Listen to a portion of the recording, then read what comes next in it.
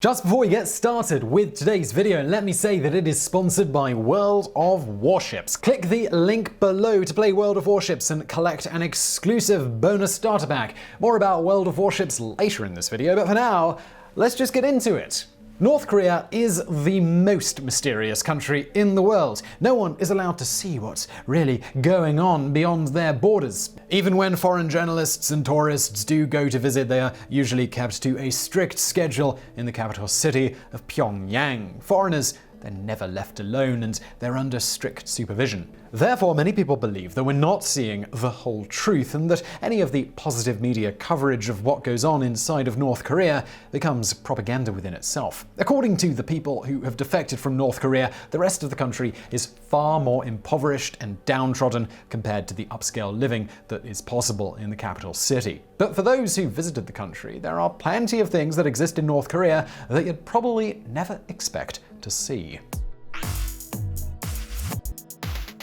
Number 10. Knockoff McDonald's food. There are no foreign fast food chains in North Korea like McDonald's or KFC, but people, they still want to eat fast food. They have their own chain called Samtaesong Soft Drink Restaurant. The menu is filled with McDonald's knockoffs like French fries that are even served in the iconic red and yellow containers. At the restaurant, you can also order dishes like fried chicken and waffles. Obviously, these restaurants are considered a luxury and the average citizen is forced to eat their food rations. In 2018, it was reported that North Koreans were requesting to have a real McDonald's in their country. This is an even bigger deal than you might imagine. It probably has less to do with the French fries and more to do with diplomacy. In the 1990s, the introduction of McDonald's restaurants to Russia and China became a symbol that the countries were ready to open themselves up to the West. For a country that's hated the United States for years, this could be a giant step forward for the nation. Number 9. A school for foreign children. It's common knowledge that foreigners are usually forbidden from gaining access to the country, and even when they show up, it's typically for a short period of time. But there are actually expats who are living and raising families in North Korea. However, there is no such thing as having a foreign exchange student in a normal classroom. All immigrant children must go to Pyongyang Foreigners School. These foreign children belong to diplomats and businessmen. The school is inside of the Munsu-dong diplomatic compound, which is separate from the rest of society. You'd think that in North Korea there'd be some degree of integration for these children, but in fact all classes are taught in English with Korean as a second language. However, photos of the great leader do hang on the walls of the classroom, and traditional music does sometimes play inside the building. Also, children here are taught Korean stories and games. Number 8. The largest stadium in the world. North Korea is home to the biggest sports stadium on the planet. Pyongyang's Mayday Stadium was built in 1989 and it underwent a new remodel in 2014. It can seat 150,000 people, which means that it has the largest capacity in the world. Physical fitness is seen as such an important part of society in North Korea that people are seen exercising together in public. There was even an entire propaganda film made called Oh Youth in 1994 to encourage people to do more sports. In the movie, a middle-class family has 5 daughters and they all want to be professional athletes and they all go and use this glorious stadium. Today, the stadium is mainly used for an annual event called the Mass Games, where performers put on a show of mass gymnastics for the crowd. The stadium is also used during national holidays like Kim Jong-il and Kim Jong-un's birthdays. At the end of each performance, there is always a huge fireworks display.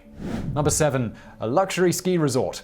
After he came into power, Kim Jong-un ordered the construction of the Masikryong ski resort before the 2018 Winter Olympics in South Korea. Since he spent some of his youth in Switzerland, skiing would have been a normal part of Kim Jong-un's childhood. But for the North Korean people, they're still adjusting to learning this new sport. 4 hours outside of Pyongyang, the resort has everything you would expect to see in other countries, including a ski lodge complete with a pool and sauna, and, of course, there's the slopes. A British journalist for National Geographic named Jamie Barrow filmed his trip to the North Korean ski resort. There were only a handful of people in the beginner to intermediate slopes, and absolutely no one using the higher parts of the mountain, which were dedicated to expert-level skiers and snowboarders. The only people who can afford to use this resort are members of the upper class. It's going to be a very long time before winter sports become a more popular thing in the country. Number 6. K-pop concerts. For years, it was forbidden for North Korean citizens to listen to any music from the outside world. Musical performances are a big deal in the country, and there are some extremely talented musicians living there. However, the songs are usually meant to glorify the great leader and their love of country. But with a growing number of flash drives sneaking across the border, plenty of North Koreans are listening to K-pop and watching South Korean dramas. Kim Jong-un has been making an effort to begin peaceful relations between North and South Korea, and one of the ways to accomplish this is through music. In 2018, Pyongyang had a K-pop concert with the girl band called Red Velvet. This wasn't the first time a South Korean performance has come to the North, but it hasn't happened since the 1990s. We can only hope that these concerts continue to happen in the future. Now, when most people think of North Korea today, they probably think of nuclear war. And while nuclear war might not be fun, I guess, World of Warships certainly is. World of Warships is a free-to-play video game that's been described as the thinking man's action game. It's a great balance of action and of strategy. You can command a massive naval fleet featuring some of history's most iconic war vessels. And basically, as you play, you unlock new ships and you are able to dominate the oceans. And there are 30 million players worldwide. I couldn't quite believe this. 30 million people is a lot of people. In fact, I looked it up. The population of North Korea, only 25 million. So more people play World of Warships than live in North Korea. It's also got highly detailed gameplay. Weather effects make each battle unique and change the tactics of the battle. Further, each ship is based off a 3D scan of the real deal, and it's designed with incredible attention to detail, making the battle as realistic as possible. There are over 200 different ships available to play over 11 different nations. Now, this isn't like the games of old where you'd buy a CD and that was the game, no updates, nothing like that. Nope, World of Warships is constantly updating, so there's always something new to experience with a steady cadence of new missions and game updates and events. Also, aircraft carriers, one of the best features of the game, and with my exclusive code, PlayLangley2019, you can get a free USS Langley aircraft carrier, which allows for a fast-paced World of Warships experience. So yeah, World of Warships, join those 30 million other players through the link below, and let's get into that top 5. Number 5, smartphones. North Koreans cannot communicate with the outside world, but they still have smartphones. Obviously, these phones can only make calls inside the country. They have apps, but they're primitive compared to what you and I would be using. You got a clock, a camera, some games maybe. They also have an app that emits a high-pitched frequency claiming that it repels mosquitoes. Unfortunately, it has been proven that the app doesn't actually work, but North Korean citizens continue to believe in its cutting-edge technology. There are smartphone brands that you cannot find anywhere else in the world, like the Pyongyang Touch and the Azalea 3. The most popular phone is called the Arirang, which runs on Android. No one has the option to buy an iPhone or choose any brands that the government doesn't want them to have. Oh, and of course, not everyone can afford to buy a phone in the first place. According to the Wall Street Journal, these smartphones are just another way for the government to spy on their citizens. This is obviously hard to confirm, but without privacy laws, it would make sense that the DPRK could spy on people, well, whenever they wanted.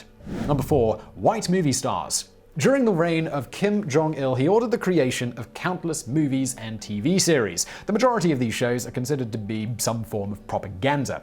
Logic would tell you that the entire cast of each movie would be made up of North Koreans, but there are actually white people in many of their movies and TV shows. After the Korean War in the 1960s, a US soldier named James Dresnok defected to North Korea. He was given an acting role as the American villain in some of the movies, and he went on to become a celebrity. Considering that he stuck out like a sore thumb, people recognized him everywhere he went. During interviews, he claimed he was treated like a rock star and he loved his new life in North Korea. He went on to have 2 sons. When they grew up, they replaced their father in these acting roles.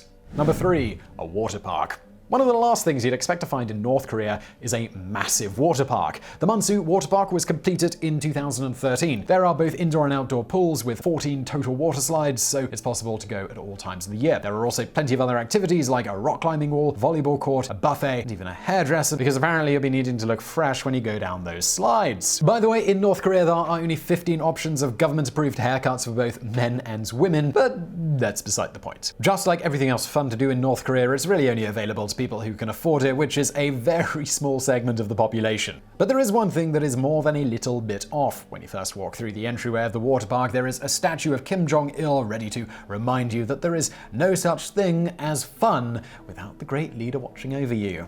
Number 2, a fake village. In between North and South Korea, there is an area called the Demilitarized Zone. In the 1950s, North Koreans built a town called Kjongdong, which means Peace Village. The entire point of the town is apparently meant to encourage South Koreans to feel as though they would love to move to North Korea because it looks so peaceful and beautiful. According to North Korea, this is a thriving farm community with 200 families living there. However, South Koreans call it the propaganda village because they believe it's all just a facade to trick their people into wanting to defect. For years, loud North Korean music blasted in the town 20 hours a day, and it stopped playing in 2004. Some people believe that the houses and buildings were only built on one side, kinda like a movie set. As outsiders aren't allowed to step in, we don't really know for sure whether this is just a ghost town. Number 1.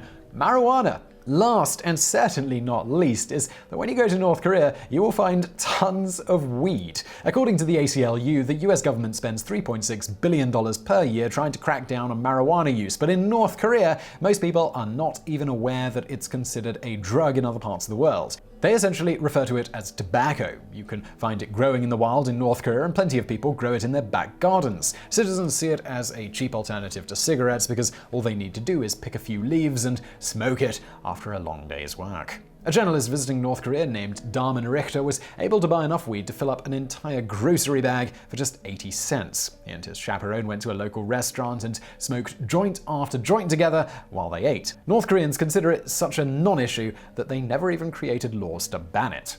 So, I really hope you enjoyed that video. If you did, give us a thumbs up below and do not forget to subscribe. We've got brand new videos just like this every day of the week. Also, World of Warships, find that below. There are more people playing that game than people who live in North Korea. Go check it out. And as always, thank you for watching.